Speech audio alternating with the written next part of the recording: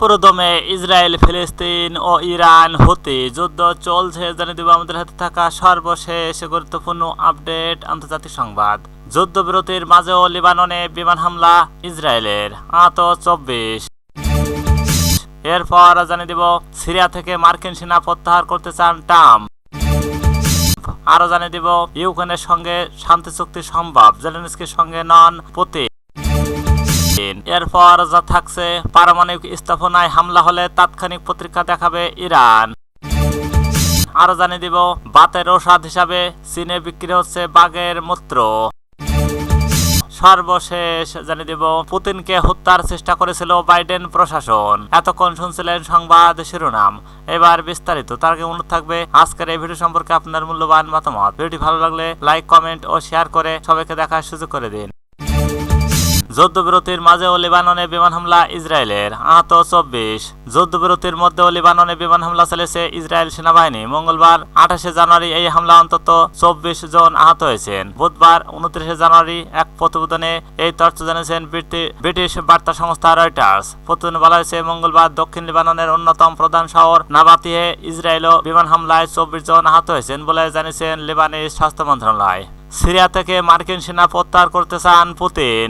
Syria থেকে মার্কিন সেনা প্রত্যাহার করে নিতে চান মার্কিন প্রেসিডেন্ট ডোনাল্ড ট্রাম্প, এমনটাই দাবি করেছেন ইসরায়েল মিডিয়া। বুধবার 29 জানুয়ারি এক প্রতিবেদনে এই তথ্য জানিয়েছেন তুরস্কের বার্তা সংস্থা আনাদুল্লু। প্রতিবেদনে বলা হয়েছে মার্কিন প্রেসিডেন্ট ডোনাল্ড ট্রাম্প সিরিয়া থেকে হাজার হাজার মার্কিন সেনা প্রত্যাহার করতে চান বলে মঙ্গলবার 28 জানুয়ারি জানিয়েছেন ইসরায়েলি মিডিয়া। ইসরায়েলের সরকারি প্রচার মাধ্যম জানিয়েছেন হোয়াইট হাউসের ঊর্ধ্বতন কর্মকর্তারা ইসরায়েলি কর্মকর্তাদের বার্তা পাঠিয়েছেন। এতে ইঙ্গিত করা হয়েছে প্রেসিডেন্ট ট্রাম্প সিরিয়া থেকে হাজার হাজার মার্কিন সেনা প্রত্যাহার করতে চান। ইউক্রেনের সঙ্গে শান্তি চুক্তি সম্ভব, জেলেনস্কির সঙ্গে নন পুতিন। রাশিয়ার প্রেসিডেন্ট ভ্লাদিমির পুতিন বলছেন ইউক্রেনের সঙ্গে আলোচনায় বসা সম্ভব, তবে ইউক্রেনের প্রেসিডেন্ট জেলেনস্কির সঙ্গে নয়, কারণ জেলেনস্কি অবৈধ শাসক বলে মনে করেন পুতিন।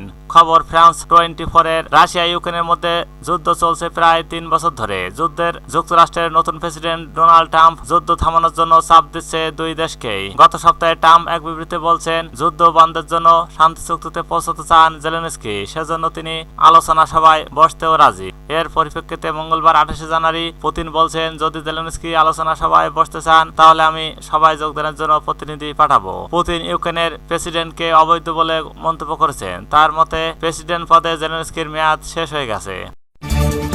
পারমাণবিক স্থাপনায় হামলা হলে তাৎক্ষণিক প্রতিক্রিয়া দেখাবে ইরান। ইরানের পররাষ্ট্রমন্ত্রী আব্বাস আরাকচি ও যুক্তরাষ্ট্রের ইসরায়েলকে সতর্ক করে বলছেন তেহরানের পারমাণবিক স্থাপনায় কোনো ধরনের হামলা চালানো হলে তার কঠোর তাৎক্ষণিক প্রতিক্রিয়া দেখানো হবে। মঙ্গলবার স্কাই নিউজকে দেওয়া এক সাক্ষাৎকারে আরাকচি বলেন, আমরা স্পষ্টভাবে জানিয়ে দিয়েছি আমাদের পারমাণবিক স্থাপনায় কোনো ধরনের হামলা হলে তার তাৎক্ষণিক এবং কঠোর জবাব দেওয়া হবে। তিনি আরো বলেন, আমি মনে করি না তারা যুক্তরাষ্ট্র ইসরায়েল এত বড় ভুল করবে, এটি একেবারেই পাগলামি, এটি পুরো অঞ্চলকে ভয়াবহ বিপর্যয়ের দিকে ঠেলে দেবে। সাক্ষাৎকারে আরাকচি মার্কিন প্রেসিডেন্ট ডোনাল্ড ট্রাম্পের ফিলিস্তিনিদের গাজা থেকে উচ্ছেদের প্রস্তাবেও সমালোচনা করেন। তিনি বলেন ফিলিস্তিনকে এই অঞ্চল থেকে মুছে ফেলা সম্ভব নয়, ফিলিস্তিনিদের উচ্ছেদ করাও অসম্ভব। আমার পরামর্শ হলো ফিলিস্তিনিদের বদলে ইসরায়েলদের সরিয়ে দিন, তাদের গ্রিনল্যান্ড পাঠিয়ে দিন, এতে আমেরিকানরা একসঙ্গে দুটি সমস্যার সমাধান করতে পারবে। বাতের ঔষধ হিসেবে চীনে বিক্রি হচ্ছে বাঘের মূত্র।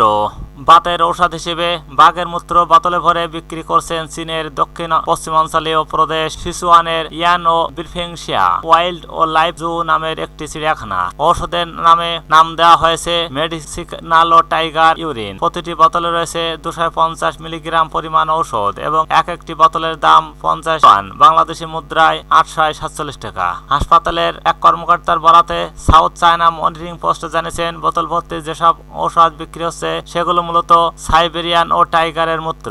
ইয়ান ও বিরফিংশিয়া ও চিড়িয়াখানাটি বেশ বড় আকারের এবং সমৃদ্ধ। সেখানে সাইবেরিয়ান বাঘের জনপ্রিয় জায়গা রয়েছে, সেখানে থেকেই সংগ্রহ করা হয় এই মূত্র।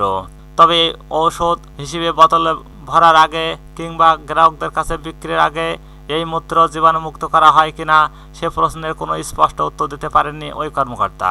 কিভাবে এই ঔষধ ব্যবহার করতে হবে সে বিষয়ে একটি নির্দেশনা অবশ্য দিয়েছেন চিড়িয়াখানা কর্তৃপক্ষ।